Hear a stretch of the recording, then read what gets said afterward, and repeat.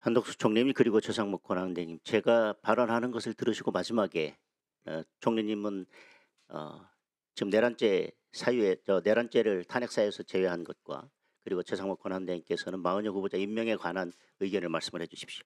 지금 헌법재판소의 과속으로 인한 공정성 그리고 정치적 편향성이 문제되고 있습니다. 헌법재판은 사회적 갈등을 해결하는 마지막 종결이 돼야 됩니다. 그런데 그것이 갈등이 시작이 된다면 그것은 큰 문제입니다. 중립적이고 공정한 재판이 그래서 필요한 것입니다. 특히 헌법재판은 단 한 번으로 끝납니다. 잘못되면 이것을 바로잡을 기회도 없습니다. 탄핵심판의 경우에는 형사소송 절차를 준용하도록 되어 있습니다. 즉 탄핵심판은 증거조사가 형사소송에 준해서 엄정하게 이루어지도록 해야 된다는 것이고 당사자의 방어권이 충분히 보장돼야 된다는 것입니다. 특히 형사 절차에 준해서 정치적 중립이 필요하다는 의미일 것입니다. 혹자는 이렇게 얘기합니다. 헌법재판관 9명 중에 3명은 대통령, 3명은 대법원장, 3명은 국회에서 추천하도록 되어 있다. 그 자체가 벌써 정치적 중립을 기할 수 없다. 따라서 정치적 편향성 문제를 제기하는 것 자체가 국회에서 이미 3명을 추천하도록 되어 있는데 그 자체가 문제다라고 이렇게 호도하고 있습니다. 그런데 헌법재판관 9명 중에서 3명은 대통령, 3명은 대법원장, 3명은 국회에서 추천 임명하도록 하고 있는 것은 헌법이 포함하고 있는 가치들에 대해서 국민의 다양한 견해를 녹여낼 수 있도록 하자는 취지이지 그것이 정치적 편향성이나 아니면 불공정한 재판을 방치하자는 취지는 아닐 거라고 생각합니다.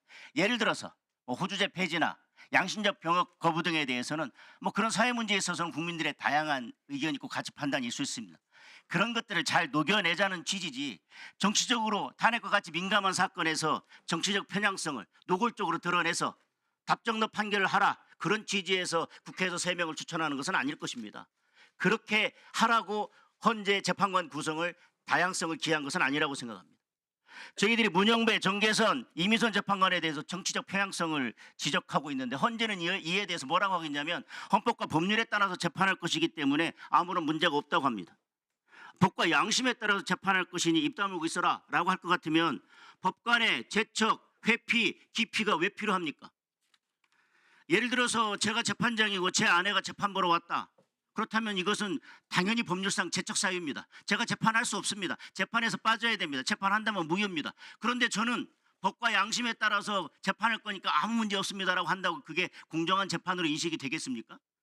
공정성에서 문제를 제기하니까 저는 요즘 제 아내하고 사이가 더 안 좋기 때문에 더더군다나 문제될 것이 없습니다라고 한다고 해서 국민들이 설득이 되겠습니까? 저는 재판은 결과도 공정해야 되지만 처음부터 끝까지 공정성 자체를 의심받을 만한 일이 손톱만큼이라도 있어서는 안 된다고 생각합니다. 공정성을 의심받을 만한 일이 있으면 결과가 아무리 공정하다고 떠들어도 새로운 갈등과 분쟁이 시작될 뿐입니다. 그래서 법관의 제척, 기피, 회피 제도가 있는 겁니다. 재판관이 헌법과 법률에 따라서 공정하게 재판할 것이라는 선의에 기대서 모든 것을 처리한다면 제척, 기피, 회피 제도는 전혀 필요 없죠. 가장 큰 문제는 헌법재판소가 헌법과 법률에 따라서 중립적이고 공정하게 재판을 할 것이라고 믿는 국민들이 그렇게 많지 않다는 데 있습니다. 헌법재판소가 그동안 보여준 정치적 편향성에 비춰보면 공정성을 의심받을 만한 사정이 없어도 재판 결과에 대해서 신뢰를 얻기 어려운데 재판과 관련해서 정치적 편향성 시비가 있고 절차와 관련돼서 공정성 시비가 있다면 탄핵 심판에서 어떤 결정을 하더라도 커다란 사회적 갈등의 시작이 될 것입니다. 특히 탄핵 심판 절차의 특성 때문에 위헌법률 심판과 같은 헌법재판과 탄핵 심판은 각각 다른 기관에서 심판하도록 하는 나라들도 있습니다. 형사 절차가 준용되는 탄핵 심판은 정치적 중립이 생명입니다.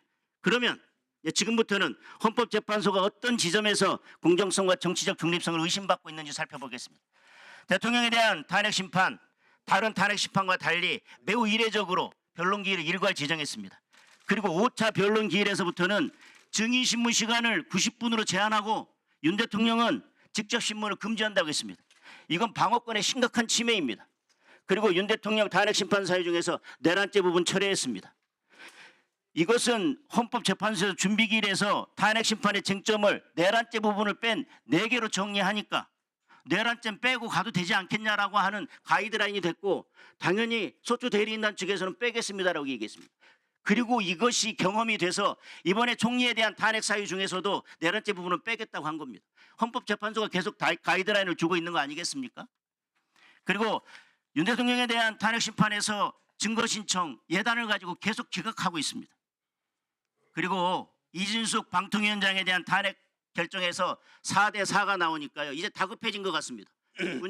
문영배 헌재 소장이 이제 그토록 말이 많고 정치적 편향성이 문제가 되고 있는 마은혁 후보자를 임명하는 권한쟁의 심판에서 무리하게 변론 종결하고 선고하겠다고 했습니다. 그리고 이거에 대해서 헌재가 나서서 선고를 앞두고 헌재 결정을 따르지 않으면 헌법과 법률에 위반하는 것이라고 브리핑까지 했습니다. 그 얘기는 뭐겠습니까? 우리는 이거 인용 결정할 테니까 반드시 따라라. 따르지 않으면 문제가 생길 것이고 헌법과 법률에 위반되는 거니까 탄핵 사유가 된다라고 헌재에서 이 또한 가이드라인을 주는 거 아니겠습니까? 문영배 권한대행의 SNS가 논란이 되고 있는데요. 당사자도 아닌데 뭐가 문제냐고 하지만 윤석열 대통령을 뺀다면 이 사건 탄핵 심판과 가장 이해관계가 큰 사람이 유력한 대권 주자로 고명되고 있는 이재명 대표일 겁니다. 그리고 SNS 관련해서 대법원의 공직자윤리위원회 권고위원 제7호에 의하면 법관은 사회적 논란의 중심에 놓이게 되거나 향후 공정한 재판에 영향을 미칠 우려가 야기될 수 있는 외관을 만들지 않도록 SNS 사용에 있어서 신중을 기해야 된다고 하고 있습니다.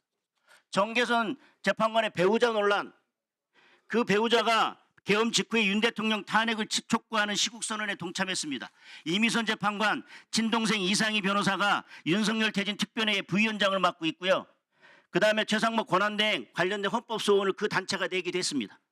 이런 편향성을 보고 이것이 헌법재판소가 가지고 있는 내재적 한계고 당연히 다양성의 범위 내에 포함되는 거니까 괜찮다고 할 수 있겠습니까? 이걸 보고 국민들이 어떤 결론이 난다 하더라도 공정하다고 이야기할 수 있겠습니까? 제가 아까 말씀드린 두 가지 답변해 주십시오. 잠깐만. 자, 의원님들, 우리 국회는 국회법 60조에 의하면은 상임위에서는 일문일답을 원칙하게 돼 있습니다. 앞으로 장동혁 의원처럼 일괄 질의, 일괄 답변을 기회를 제가 주지 않겠습니다. 오늘 처음이기 때문에 증인석에서 답변해 주시고 일괄 질의, 일괄 답변은 제가 이미 주지한 바와 같이 전통적으로 우리 국회는 일괄 질의, 일괄 답변이 아닙니다. 일문일답의 답변 형식이 되어 있습니다. 이런 기회는 이 다음부터는 제가 안 주겠습니다. 자. 일괄질의라고 하는 것은 질문 여러 개를 한꺼번에 물어본다는 뜻이고요. 질문 자체가 긴 경우에는 일괄질의가 아니에요. 1분 1답인 거예요. 그러면 제가 7분 지났으니까 답변 기회를 안 줘도 되겠나요? 그 말씀 아니에요? 아니 7분 이내 하게 돼 있으니까 안 줘야 맞는 거죠.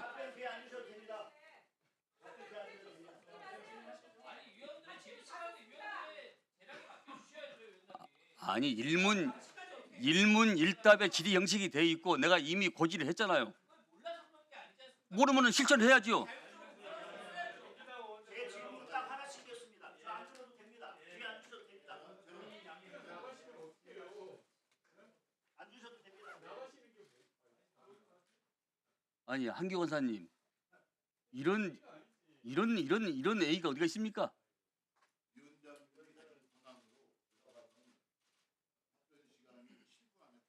아니 이렇게 일괄 질의를 한 적이 있습니까? 아니 제가 드린다고 했잖아요. 드린다고 했는데 이런 식으로 이 다음에 여야를 불문하고 일괄 질의, 일괄 답변은 안 된다 이렇게 말씀하기 그게 국회법에 위배되는 얘기입니까? 그건 상식과 상대 아닙니까? 에이 그러시면 안 되죠. 자 우리 말씀하십시오. 네. 네, 아까 말씀하신 내용들은 지금 헌재 심리 중이고 아직 결정이 나지 않았기 때문에 제가 예단해서 말씀드릴 수는 적절하지 않다고 생각합니다. 네.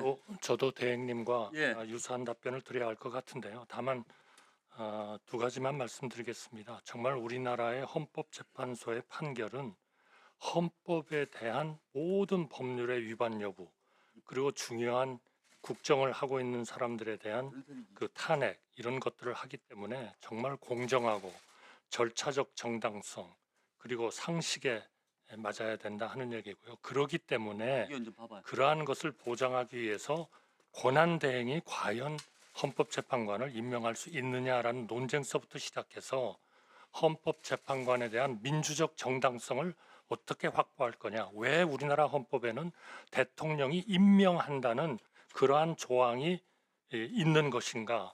왜 우리 국회의 인사청문회를 거치고 여야가 투표에 참여를 해가지고 여야 합의로서 이러한 사람들을, 합의라는 것이 만장일치라는 것이 아니고 여야가 투표 과정에 참여하고 인사청문회에 참여해서 왜 그렇게 이제까지 임명하는 절차를 단 한 명에 대해서도 예외를 두지 않았던 것인가? 이런 것에 대한 모든 사안을 우리 국민들과 학자들이 잘 알고 계시고 또 우리 헌법재판관님들은 더 잘 아시리라고 생각합니다. 이 모든 것에 대해서 국민들이 정말 납득할 수 있는 그러한 판결이 아니면 정말 우리나라에 있어서의 중대한 이런 국민적 분열, 의견의 분열에 대해서 저는 현직 직무 정지된 총리입니다만 정말 큰 걱정을 하고 있습니다. 이상 말씀드리겠습니다.